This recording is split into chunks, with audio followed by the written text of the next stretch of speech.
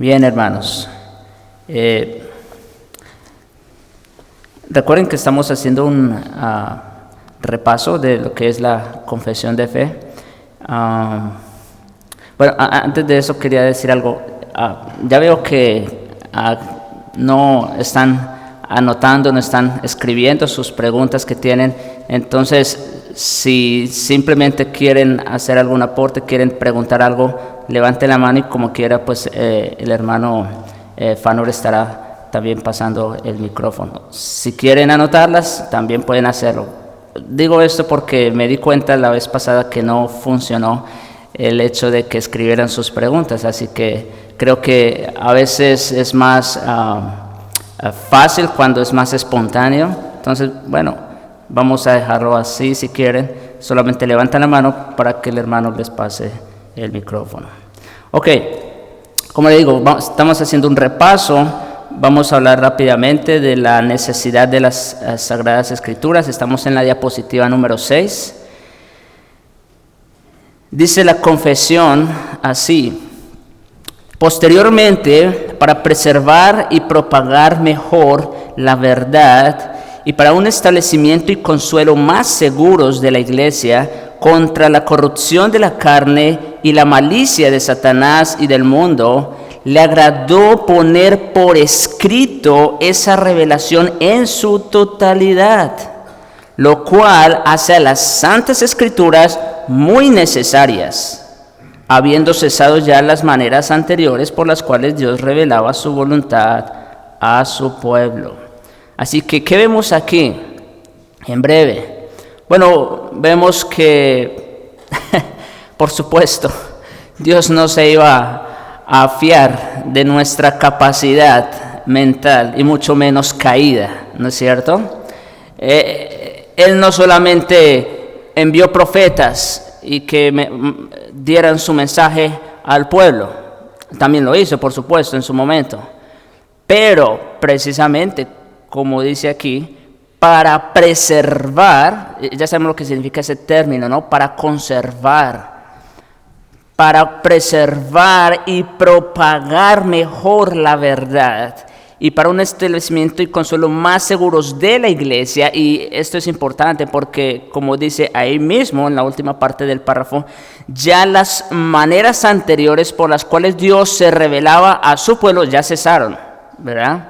Nosotros somos cesacionistas en ese sentido, en el sentido de que nosotros creemos que todas las otras maneras como Dios se revelaba a su pueblo ya cesaron.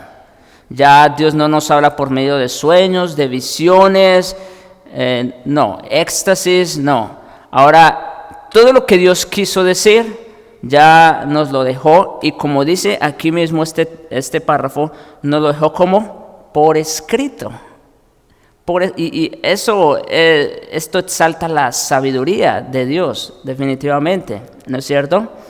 A Dios le plació dejarnos por escrito toda la revelación necesaria, como dice ahí, en su totalidad, para que conozcamos cuál es la voluntad de Dios respecto a la salvación del hombre.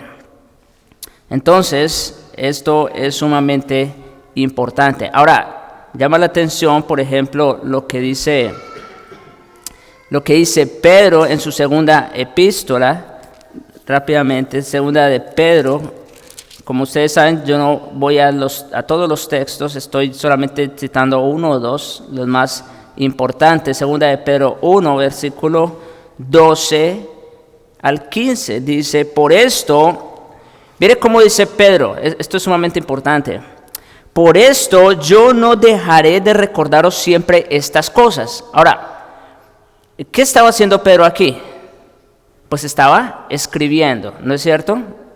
Y lo que él escribe aquí es: por esto yo no dejaré de recordaros siempre estas cosas, aunque vosotros las sepáis. Esto es sumamente importante.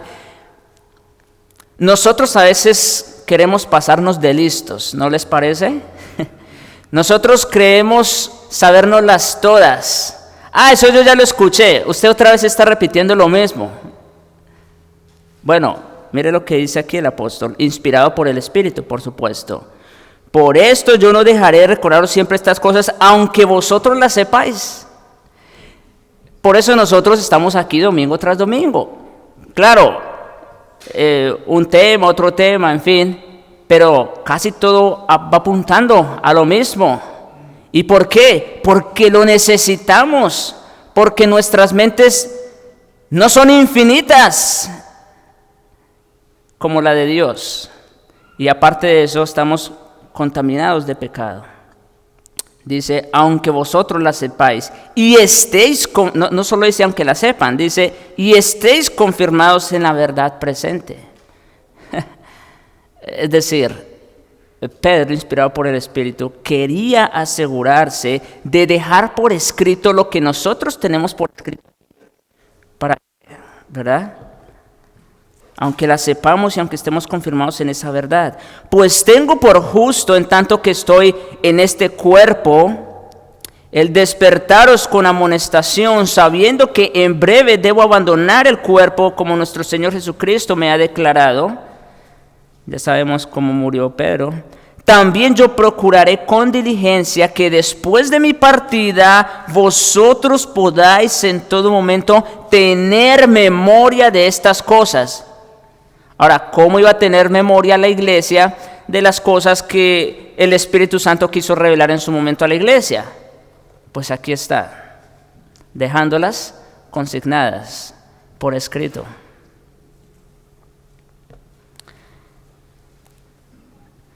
Nosotros sabemos, nomás por poner un ejemplo, en un juzgado, ¿verdad?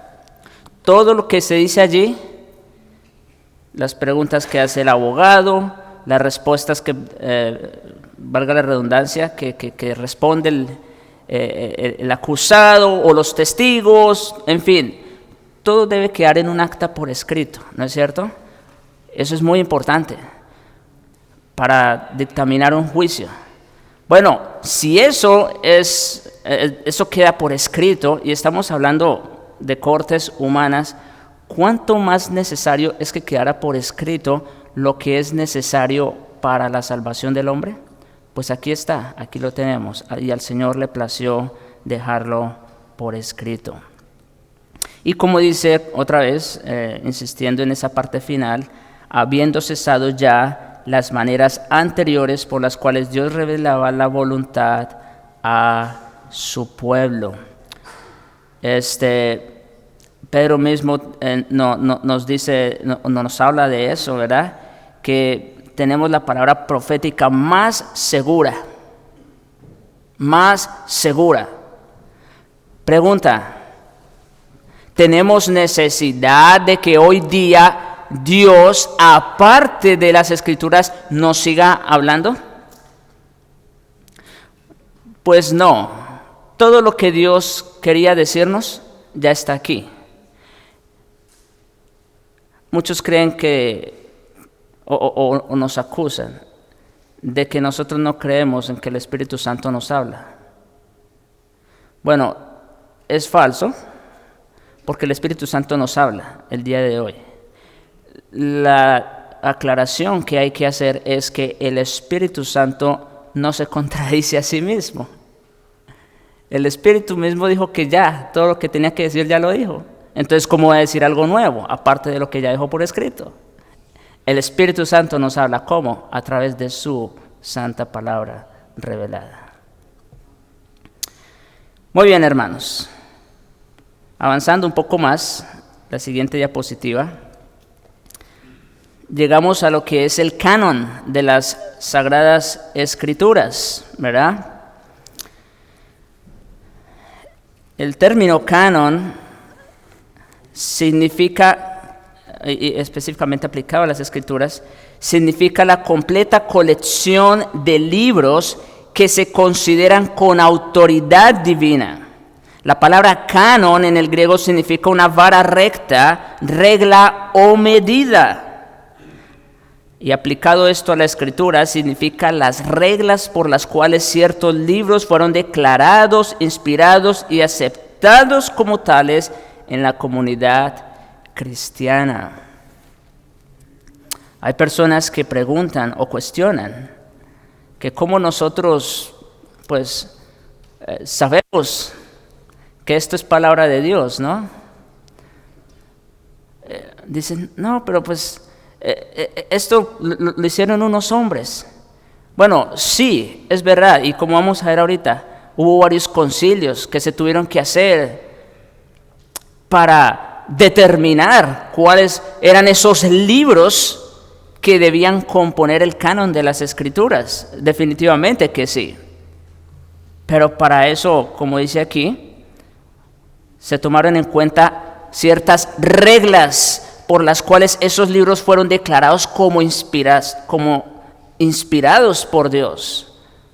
No se dejó simplemente, vamos a decir, a la percepción del hombre. Bueno, este libro me gusta, este no. Y como vamos a ver ahorita, hubo unos cuantos libros que tomaron más tiempo para ser aceptados por la comunidad cristiana como inspirados, porque según el hombre tenían un grado de dificultad. Pero en resumen o en breve, el canon de las Escrituras, como dice allí, incluye todos los libros que hoy día tenemos, tanto del Antiguo como del Nuevo Testamento. A eso se le conoce como el canon de las Escrituras. Bien, y a esos libros nosotros los reconocemos con toda la autoridad de Dios, porque sabemos que fueron inspirados por Dios, por eso. Ok, siendo más específicos entonces, en la siguiente diapositiva, nosotros ahí podemos encontrar lo que es el canon del Antiguo Testamento, ¿verdad? El canon, la formación del canon del Antiguo Testamento. Con el canon del Antiguo Testamento no hubo mucho inconveniente, como vamos a ver. El canon de la Escritura fue al principio gradual y no fue creado por alguna autoridad eclesiástica. El inicio fue realizado por Moisés en Éxodo 17:14. No vamos a ir allá, por supuesto. En el tiempo de David, el oficio de registrar fue establecido y los registros detallados fueron guardados por todos los reyes de Israel. Es decir, por ejemplo, ¿quién fue el primer autor humano de las Escrituras? Moisés, ¿no es verdad? Entonces, bueno, Moisés escribió esos primeros 5 libros, que son los libros de la ley que tenemos allá. Esos primeros 5 libros ya fueron guardados y tomados como palabra de Dios, ¿verdad? Y entonces, así sucesivamente. Entonces, con esos primeros libros que tenemos ahí, obviamente el material se iba a desgastar, la letra se iba a borrar, en fin. Entonces, ¿qué pasó? ¿O qué tuvieron que hacer para preservar esos manuscritos originales? Bueno, de la tribu de Leví salieron unos que eran los escribas, y ellos eran los encargados de copiar, de hacer copias fieles a los manuscritos originales que Dios le había revelado a Moisés. De esa manera entonces fueron preservándose copias del texto original. Entonces, por eso digo, en el Antiguo Testamento no hubo mucho problema porque por el tema de que los escribas, como digo, iban registrando copias de esos manuscritos originales, y el pueblo ya lo reconocía con toda la autoridad de Dios. Y como dice, también fueron guardados por los reyes de Israel. Habían copias en el templo, habían copias en el palacio del rey, en fin. La colección final de estos escritos y el canon del Antiguo Testamento fue completado durante el tiempo de Esdras y Nehemías. Eso ustedes pueden verlo en Esdras 7, versículos 6 y 10. La gran sinagoga, eso ya es en el tiempo intertestamentario, y Simón el Justo en el 292 a.C. Por lo menos el canon del Antiguo Testamento estaba terminado en el tiempo de la versión griega de la Septuaginta del Antiguo Testamento entre el 294 y el 289 a.C. Entonces, Bueno, solo para hacer aquí un paréntesis, la versión, la Septuaginta, ¿cuál es? Es la versión o la traducción griega de todo el Antiguo Testamento, lo que vemos ahí en ese cuadro. Todo el Antiguo Testamento ya estaba contenido en esa versión de la Septuaginta. Se llama Septuaginta porque fue la versión escrita en el 70 antes de Cristo. Entonces, con toda seguridad, nosotros podemos saber que el Señor Jesucristo y los apóstoles usaron esa versión, ¿verdad? En su momento.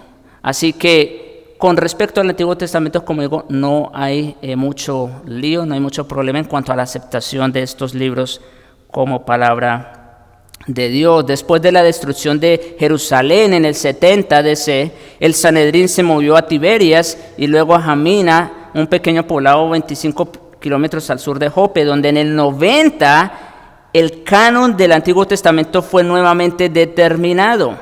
Los libros apócrifos del Antiguo Testamento, la mayoría de los cuales habían sido escritos en los últimos 3 siglos antes de Cristo, fueron rechazados en el canon judío.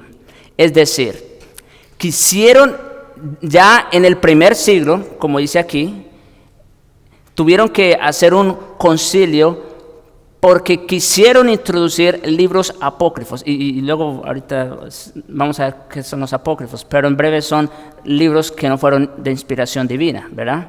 Entonces quisieron introducirlos y en el 90 otra vez tuvieron que determinar, ¿verdad?, cuáles eran esos libros reconocidos como escritura.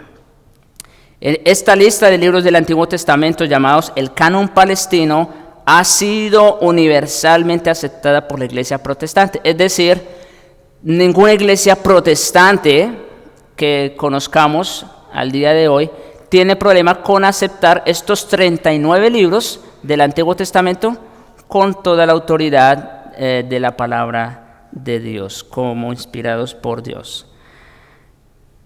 Y aparte tenemos muchos versículos en el Nuevo Testamento que prueban que este canon de las Escrituras del Antiguo Testamento fue aceptado en los días de Cristo y de los apóstoles. No vamos a ir a los textos, son muchos, pero sabemos que el Nuevo Testamento continuamente está citando al Antiguo, ¿no? Una y otra vez, una y otra vez. Muy bien. Les dejo tarea que se aprendan las secciones y los libros.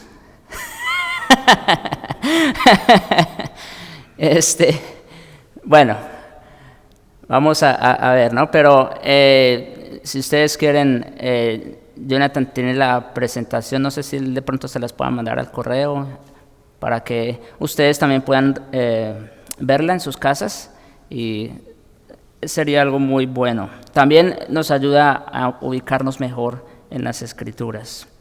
Ok, llegamos al canon del Nuevo Testamento. En la siguiente diapositiva.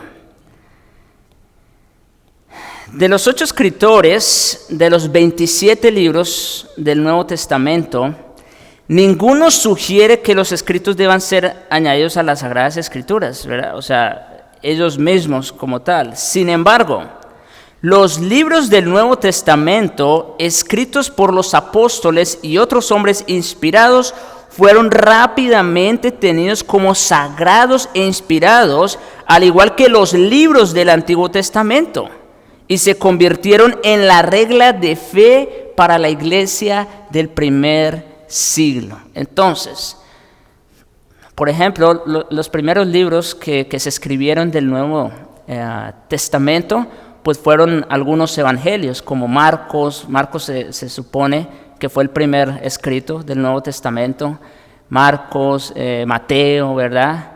Mismo Lucas, en fin, y algunas de las epístolas también, como Gálatas, Primera Tesalonicenses, entre otras. Bueno, pero la idea es esto.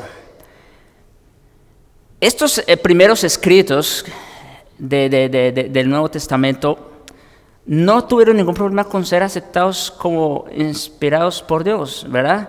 Entonces, por ejemplo, uno sabe los evangelios de qué nos hablan, ¿no es cierto? Pues es el testimonio escrito de la vida y obra de nuestro Señor Jesucristo, ¿verdad? Así que la iglesia tomó estos evangelios como inspirados por Dios, porque nos hablan del corazón mismo de la Biblia, ¿no? Definitivamente. Si uno quiere hablar del corazón de las Escrituras, ¿qué es o quién es? Pues es la persona y obra de Cristo. ¿Y cuáles son los libros que mejor nos presentan la persona y obra de Cristo? Pues los evangelios, por supuesto, ¿no? Entonces, estos libros no tuvieron ningún problema en ser aceptados. También algunas epístolas, como las que ustedes ven ahí, ¿no es cierto? Las que tenemos en la Biblia. Entonces, cuando Pablo escribió a los Corintios, la iglesia de Corinto tomó esta carta como revelación de Dios, ¿verdad? Cuando escribió a los Gálatas, igualmente. O cuando escribieron otros apóstoles, la iglesia no tuvo problema en reconocerlos o aceptarlos como palabra de Dios. En la formación del canon del Nuevo Testamento, 20 de los 27 libros fueron universalmente aceptados inmediatamente como genuinos. Como les digo, en el Nuevo sí hubo un poquito más complicaciones. 20 de los 27 fueron aceptados inmediatamente, no hubo problema. Pero lo que es Hebreos, segunda y tercera de Juan, segunda de Pedro, Judas, Santiago y Apocalipsis fueron cuestionados por algunos. Por eso le digo, si esto lo dejamos a la voluntad del hombre, pues quizás no aceptamos algunos, porque de pronto no nos gusta, o metemos a otros, en fin. Pero esto no fue dejado a la voluntad del hombre. Como dijimos, aquí hubo unas reglas bien rigurosas que se tomaron en cuenta a la hora de reconocernos o aceptarnos como el canon. Con respecto a Hebreos, ¿cuál era la observación o la inquietud que había? Bueno, que Hebreos no tenía el nombre del escritor. Si ustedes leen en las otras epístolas, pues los evangelios, pues ya no hay más que decir, ¿no? Pero en las epístolas casi siempre se reconoce quién es el nombre del escritor, ¿no? Pablo casi siempre deja por escrito, pero también dice, aquí por ejemplo tengo segunda de Pedro abierto, dice Simón Pedro, siervo y apóstol de Jesucristo, ¿verdad? Entonces, pero Hebreos no tiene el nombre del autor, entonces a eso le dieron problema y por eso tardaron un poco más en ser aceptado. En el caso de segunda de Pedro, difiere el estilo del de su primera epístola, ¿verdad? No es lo mismo, no está escribiendo en la misma forma que escribió su primera epístola, entonces a eso le dieron un inconveniente.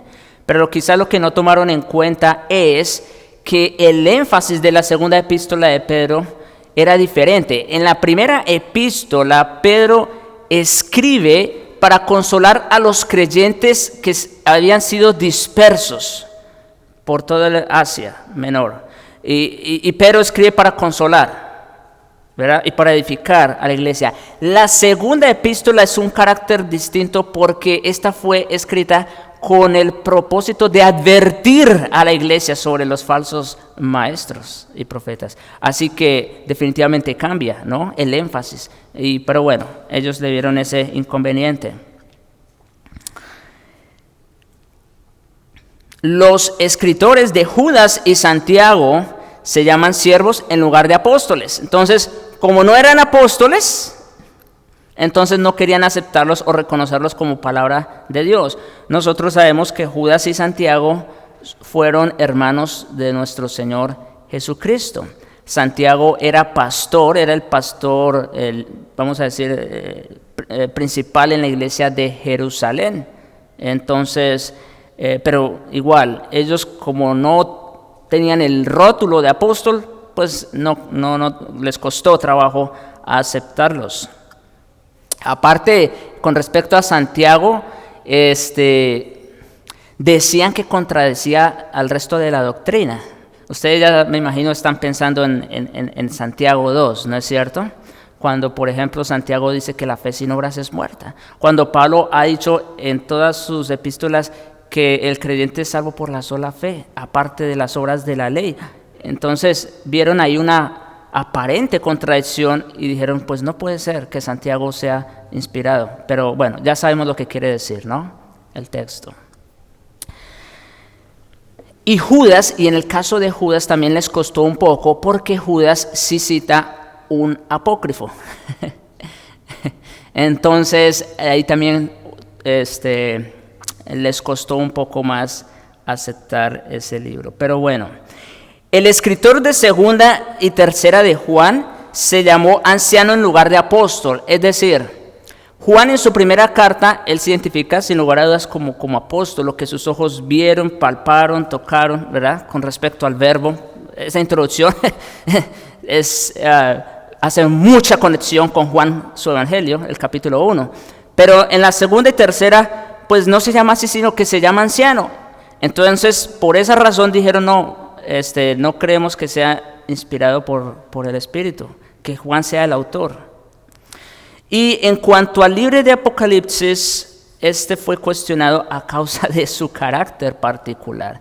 Yo creo que si un libro de las Escrituras ha tenido más malas interpretaciones que ningún otro, es el libro de Apocalipsis, sin lugar a dudas, ¿no es cierto?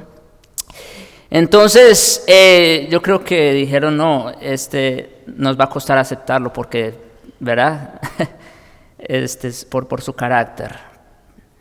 Pero bueno, después de un examen riguroso entre varios obispos autónomos, es decir, independientes, estos libros fueron reconocidos y recibidos como genuinos y auténticos.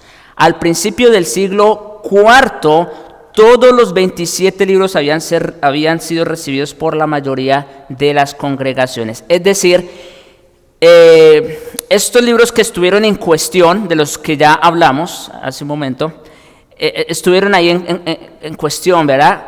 Pero ya para el siglo IV, ya entonces se habían definido estos 27 libros como inspirados por Dios, como palabra de Dios.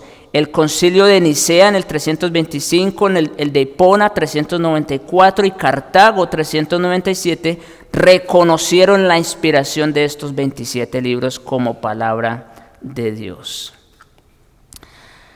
Ahora, es importante tener en mente esto, porque yo he escuchado a algunos hermanos que preguntan como que si fue la Iglesia Católica la que reconoció estos libros, o la que reconoció este canon que nosotros hoy día tenemos. Como les digo, hasta el siglo IV después de Cristo, acuérdense, todavía no había una iglesia oficial de Roma, lo que nosotros hoy día conocemos como la Iglesia Católica Romana. Todavía no había eso. Antes eran iglesias independientes, ¿no es cierto? Entonces, cuando se hicieron estos concilios, no fue la Iglesia de Roma la que convocó para determinar cuáles libros iban a ser parte del canon, no, sino que fueron obispos, como les dije hace un momento, obispos de iglesias particulares, independientes, los que se reunieron para determinar o para establecer el canon de la Biblia. Así que fue la misma comunidad cristiana de congregaciones autónomas quienes reconocieron los libros que ya circulaban desde mucho tiempo atrás por las iglesias. Ok, mis hermanos, aquí voy a hacer una pausa antes de tocar lo demás, porque pues esto es todo un tema en general del canon. Entonces, de pronto pueden haber aquí preguntas o comentarios, así que por favor, si los tienen. Sí. Nada más para que hay una pregunta y otra cosa nada más es a lo que dijiste, es que por la gente que se pregunta si la Iglesia Católica tuvo que ver, pues ya contestaste bien que no, pero hay hasta una prueba de que no. ¿Por qué? Porque ellos no tienen nada que ver aquí. La prueba es que ellos sí incluyen esos libros apócrifos en su Biblia y lo siguen haciendo hasta el día de hoy. Eso los deja completamente, contesta la respuesta probada de que no tiene nada que ver ellos en esto. Sí. Están descalificados en eso. Y la otra, no sé si de pronto a alguien se le pasó o puede hacerte la pregunta, cuando vimos las epístolas, las primeras 13 que eran epístolas de pacto, y luego vimos las otras que eran epístolas y dice católicas. Oh, Sí, para que les expliques un poquito por si alguien te pregunta por sí. qué les ponen En así. la diapositiva anterior, Sí. si podemos volver. Bueno, pero en la que sigue, el Nuevo Testamento, ahí. Sí, yo, bueno, ahora sí como dicen, no me fijé del título, del rótulo, pero ahí dice, en la parte de las epístolas, tenemos clasificadas en dos partes. Están las epístolas de Pablo y las epístolas católicas, ¿verdad? Bueno, de Pablo creo que no tenemos problema, son las epístolas paulinas, ¿no? Escritas por el apóstol Pablo, que son 13. Pero las católicas es solo un término. Nosotros en realidad sabemos lo que quiere decir católico, quiere decir universal. De hecho, en algunas Biblias aparece así, epístola universal, primera epístola universal del apóstol San Pedro, por ejemplo, ¿no? Entonces, eso es lo que significa el término católico. Dicho sea de paso, y así como con este término ha sucedido con muchos otros, como el término sacramento, en fin, el término católico no le pertenece a la Iglesia de Roma. Nosotros sabemos, hace 8 días dije que la Iglesia de Cristo en términos espirituales es una sola, la Iglesia universal o católica. Esa es la Iglesia de Cristo. Pero no católica, otra vez, cuando hablamos de católico, no piensen en el catolicismo romano. Piensen en un sentido universal. Eso es lo que significa el término católico, universal. Ellos adoptaron ese término, la Iglesia en Roma, porque pues era, vamos a decir, la religión oficial y posteriormente la religión del imperio. Entonces ellos tomaron para sí ese nombre, porque dijeron, esta es la única iglesia, y así lo decían las encíclicas, esta es la única iglesia, ¿verdad?, fuera de la cual no hay salvación, ¿sí? Entonces ellos creían eso, que si no pertenecías a la iglesia de Roma, entonces estabas excluido del reino de los cielos, por decirlo así. Pero entonces ellos solamente adoptaron el término en sí, pero no, cuando nosotros usamos el término católico, como ahí nos estamos refiriendo más bien en un sentido universal. Y son católicas o universales porque estas epístolas, a diferencia de las de Pablo, ustedes verán que las de Pablo está dirigida a los romanos, a los corintios, a los gálatas, ¿verdad?, a una iglesia en particular. Pero estas epístolas no están dirigidas a una iglesia en particular, sino que están dirigidas a creyentes en diferentes lugares en la región del Asia. Entonces, también por eso se llaman universales o católicas. Estuvo bien el punto. Bien, no sé si tiene alguna otra pregunta. Ok, hermano, estoy aprendiendo. Usted mencionó la palabra sensacionalismo. Cesación. Me gustaría saber qué es. El cesacionismo. Sí, y en qué parte de la palabra apoya eso. Ok. Bueno, el término cesacionismo no aparece en las Escrituras, al igual que el término Trinidad, ¿verdad?, o el término sacramento, en fin. Pero el cesacionismo, básicamente, como les decía hace un momento, tiene que ver con el hecho de que lo que es la revelación, cuando nosotros hablamos de revelación, se trata de quitar un velo. Eso significa el término revelar, quitar el velo, ¿verdad?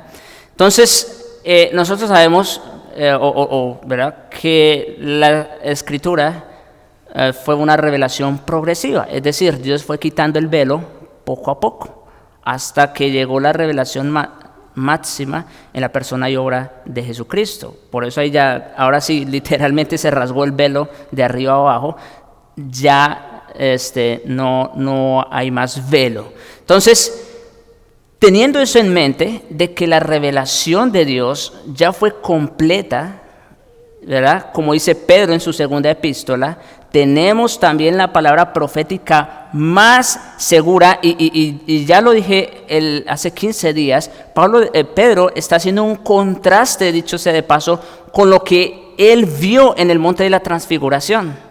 Eso fue una revelación sumamente gloriosa, lo que Pedro vio. Pedro no quería que eso terminara. Vamos a hacer aquí 3 enramadas. Él quería que eso, él creía que ya estaba en el cielo, prácticamente.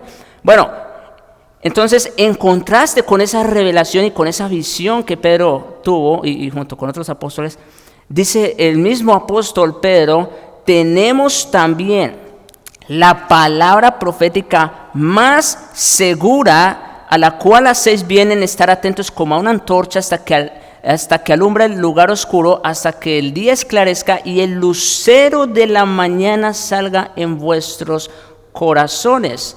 Refiriéndose precisamente al nuevo nacimiento, a nuestra unión con Cristo, hasta que el lucero de la mañana salga en vuestros corazones. Y luego en el versículo 20 y 21, entendiendo primero esto, que ninguna profecía de la Escritura es de interpretación privada, y ahí la palabra interpretación, quizás vamos a ver en un momento, se refiere más al hecho de haber sido inspirada. Dice ninguna profecía de la Escritura es de interpretación privada, es decir, esto no fue algo que se le ocurrió a un hombre o a otro, porque nunca la profecía fue traída por voluntad humana, sino que los santos hombres de Dios hablaron siendo inspirados por el Espíritu Santo. Entonces, la pregunta que tendríamos que hacer el día de hoy es, ¿acaso Dios sigue inspirando en la manera como lo hizo con los escritores de las Escrituras? ¿Sigue inspirando a hombres para que sigan escribiendo con la autoridad con la que escribieron estos hombres en las Escrituras? La respuesta es no, ¿verdad? La respuesta es no. ¿Eso quiere decir entonces que qué? ¿Que hay nuevas revelaciones? Por supuesto que no. ¿Eso quiere decir que el canon sigue abierto? Por supuesto que no, el canon ya se cerró. Entonces es a eso que nos referimos con la palabra cesacionismo, que ya el canon de las Sagradas Escrituras, lo que Dios quiso decir, ya fue completo, ya fue terminado y no necesitamos más. Eso es. El hermano Herminio iba a decir algo. Tengo una pregunta. Ok. Sí. ¿Qué significa canon? Explícalo todo. ¿Qué significa canon como palabra secular y también como palabra bíblica, para que toda la gente entienda qué significa todo eso? Sí, bueno, hace un momento lo dije. El canon, otra vez, canon significa una regla o una vara de medir. Regla o vara de medir significa el término canon. Ahora, en relación a las Escrituras, significa la colección completa de libros, ¿verdad? Que, como les decía hace un momento, aplicándose esas reglas, esos criterios, fueron declarados como inspirados y aceptados como revelados por Dios. Entonces, el canon de la Escritura básicamente significa eso. Significa que todos esos libros, toda esta colección de libros que tenemos tanto en el Antiguo como en el Nuevo Testamento, cumplen con la misma regla. ¿Y cuál es esa regla? Esa regla de oro. De hecho, vamos a ir a la diapositiva número 10. Esto me va a llevar aquí a complementar el tema. Tiene que ver con el tema de la inspiración verbal y plenaria de las Sagradas Escrituras. Esa es la regla a la cual se sometieron todos los libros de las Escrituras, tanto del Antiguo como del Nuevo Testamento. Fueron reconocidos, ahí dice inspiration, es inspiración, ¿no? Todos esos libros fueron reconocidos y aceptados como palabra de Dios porque cumplieron con esta norma, que fueron inspirados verbal y plenariamente por Dios. Ahora, bueno, ¿qué significa eso? ¿No? Vamos a abundar un poquito. La palabra inspirada es la traducción de una palabra griega que literalmente quiere decir exhalada por Dios. Ese es el término inspiración. Es exhalada, como del aliento de Dios. así como los cielos y la tierra fueron hechas por la palabra de Dios, la palabra exhalada de Dios, el poder de la palabra de Dios, ¿no? De la misma manera, lo que nosotros tenemos aquí por escrito es el aliento, el exhalo de Dios. Eso significa. Teólogos hablan de inspiración como el proceso misterioso por el cual Dios obró en los autores de las Escrituras para escribir con autoridad y sin error. Para escribir con autoridad y sin error. La inspiración es un misterio porque la Escritura no explica específicamente, ¿verdad?, cómo ocurrió. Y la referencia que tenemos pues fue la que les acabo de leer en Segunda de Pedro. Interpretación, aquí está el significado de la palabra interpretación en Segunda de Pedro 1:20. Habla de origen. La Escritura no se originó en el nivel humano, sino con el Espíritu Santo, quien inspiró a los autores a escribirla. Eso es lo que significa allí cuando dice Pedro, entendiendo primero esto, que ninguna profecía de la Escritura es de interpretación privada. Ese término está muy bien puesto allí. No se le ocurrió a un hombre o a varios hombres. Esto no está en un nivel humano. El origen de estos escritos es muchísimo o es infinitamente superior a un nivel humano. Corresponde, como dice el versículo 21, al nivel del Espíritu Santo. En forma similar, el Espíritu inspiró a los escritores. Esto es una aclaración. Inspiró es la traducción de un término náutico que describe el efecto del viento que sopla sobre las velas de una nave y la mueve a través del agua. En forma similar, el Espíritu inspiró a los escritores de la Biblia a escribir la palabra de Dios en el lenguaje humano. Ahora, esto también es importante. Dios necesariamente tuvo que usar este proceso de inspiración. Porque ¿quiénes somos nosotros para entender el lenguaje del cielo? Entonces Dios, de alguna manera, condescendiendo con nosotros, entonces se revela a través de hombres, para que nosotros en un lenguaje de hombres podamos entender su revelación, ¿verdad? Los escritores los autores humanos de la Escritura sabían que estaban escribiendo la palabra de Dios y lo hicieron con confianza y autoridad. Se citan a menudo uno al otro como agentes con autoridad divina de la revelación. Por ejemplo, aquí mismo en Segunda de Pedro, en el capítulo 3, Pedro hace mención de los escritos de Pablo. Este es un texto que también llama la atención, Segunda de Pedro 3:15. Mire cómo dice: Y tened entendido que la paciencia de nuestro Señor es para salvación, como también nuestro amado hermano Pablo, según la sabiduría que le ha sido dada, os ha escrito. Está hablando de las epístolas paulinas, ¿no? De las epístolas de Pablo. Y mire cómo dice el 16: casi en todas sus epístolas, hablando en ellas estas cosas, entre las cuales hay algunas difíciles de entender, por supuesto, las cuales los indoctos e inconstantes tuercen, como también ahí Pedro está estableciendo un paralelo entre los escritos de Pablo, ¿con qué más? Con las otras escrituras. ¿Sí? Esto también es sumamente importante. Aquí vamos viendo que en el Nuevo Testamento, desde aquí vamos viendo que los escritos de los apóstoles ya están siendo puestos al mismo nivel, ¿con qué? Con el resto de las escrituras, es decir, con el Antiguo Testamento. Ahora, aquí una aclaración, porque quizás alguno se puede estar preguntando, ¿y qué quiere decir usted, pastor, con inspiración verbal y plenaria? Bueno, verbal ya lo dijimos en parte, porque ya dijimos que la palabra inspiración quiere decir exhalada por Dios, ¿verdad? En ese sentido es verbal. ¿Y plenaria qué quiere decir? Bueno, la palabra plenaria se está refiriendo a un sentido completo o absoluto, total, es decir, que todas las escrituras, no unas y otras no, toda la que tenemos aquí fue inspirada por Dios, como dice Pablo en 2 Timoteo también 3:15.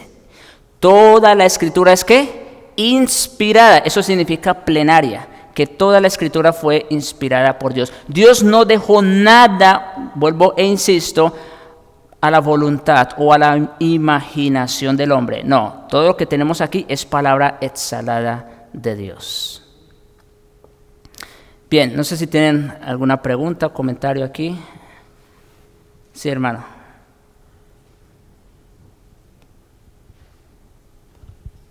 Sí, en este punto, la explicación que hace Dios es muy buena y es la que siempre se ha dado en la Reforma.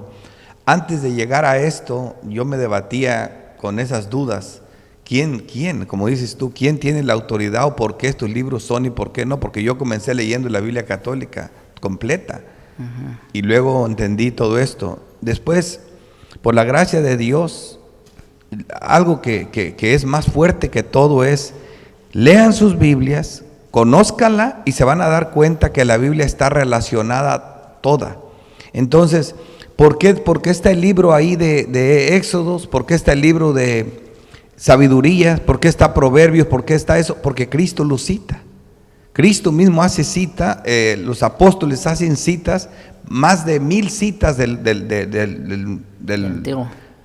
los evangelios y de las epístolas al Antiguo Testamento.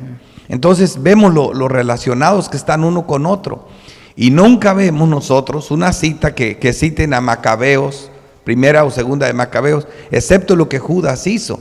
Pero tenemos que entender lo de Judas, que Judas 1:9 primero da un detalle que no lo vemos en ningún lado, como que el diablo disputaba por el cuerpo de Moisés.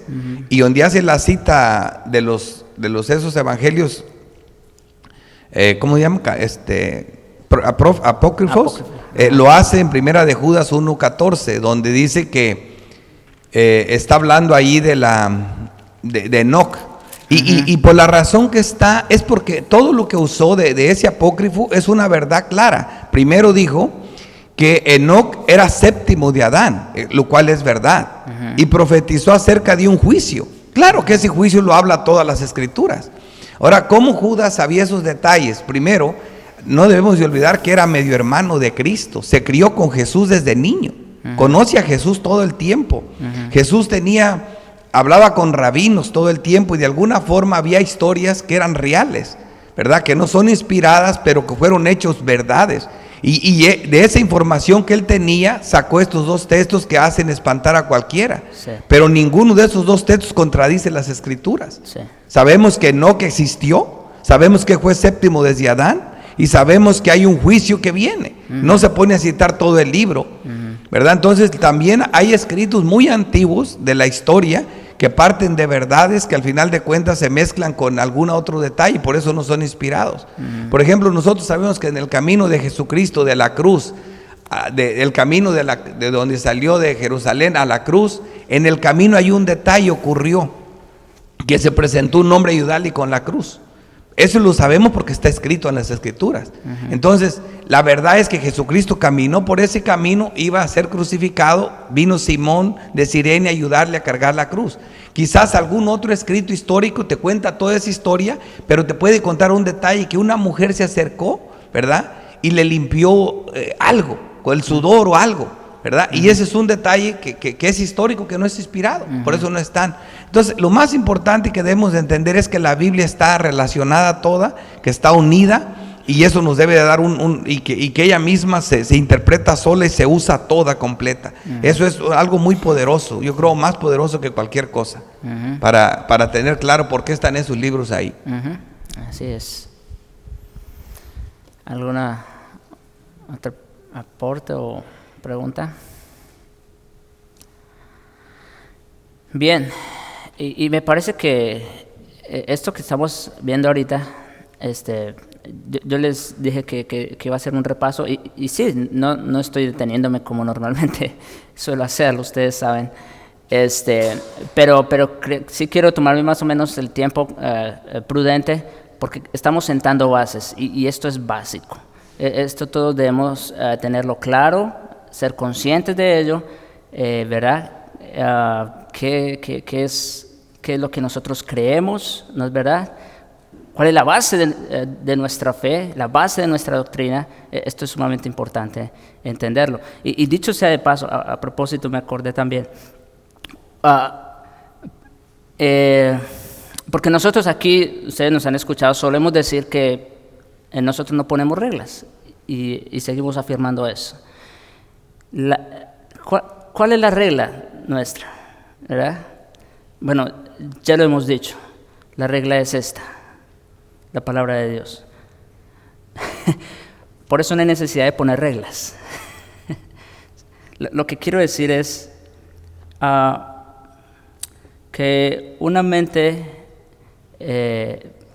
despierta, un corazón dispuesto, no necesita de reglas en el sentido de que le estén diciendo, solo se me ocurre, pero en el sentido de que dicen, mira, ustedes deben congregarse cada 8 días, ustedes deben, no sé, ofrendar, deben hacer esto o aquello. No, ¿verdad? No vamos a estar diciéndoles así. Pero, ¿qué debemos ocuparnos? En esto. Y las Escrituras nos lo dicen. Ahora, cuando nosotros predicamos las Escrituras, cuando nosotros exponemos el texto, ahí eso es una regla. Y estamos hablando con toda la autoridad de la palabra de Dios. Eso sí, tómenlo como autoritativo para sus vidas. Cada vez que se expone las Sagradas Escrituras, tómenlo como autoritativo, como regla para sus vidas. Como digo, quería hacer esa aclaración, porque otra vez, cuando decimos que no tenemos reglas, no queremos decir que entonces aquí va a ser un desorden y que cada quien va a hacer lo que quiere, no, sino que nos sometemos a esta regla y cada vez que se expone debemos, con la ayuda del Espíritu, estar dispuestos a someternos a esta. Como dice también, ya lo dijimos en la confesión, esta es nuestra única regla, infalible, segura, suficiente, de todo conocimiento, fe y obediencia salvadoras. A ella nos sometemos. Oremos.